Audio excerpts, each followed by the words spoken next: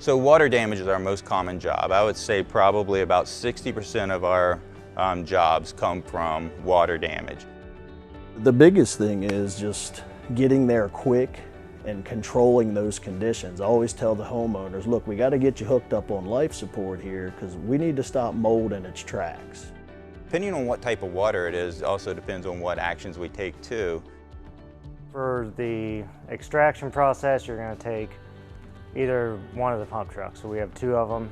They come with a truck mount and they have suction lines in it. So any standing water, you'll get that out. And then we have dehumidifiers that we would put on the site, typically the first day to keep the relative humidity down. We do everything from one-room residential losses to large commercial losses, and that's what we specialize in. Our guys are fully trained to find where all the moisture is, where the water has damaged the structure. We also use specialty drying equipment. We inject air into wall cavities, hardwood floor drying systems.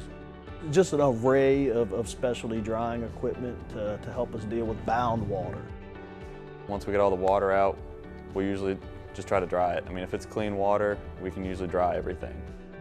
If that water's sat there long enough and the people didn't do anything about it, I mean, things will start to mold. And if the humidity's above about 60% relative humidity, I mean, mold will start just growing. Time is usually very vital. Every time we get an emergency service job, I still get excited, you know, and even though it's a bad situation for the customer, you know, I'm glad that we're able to help that customer.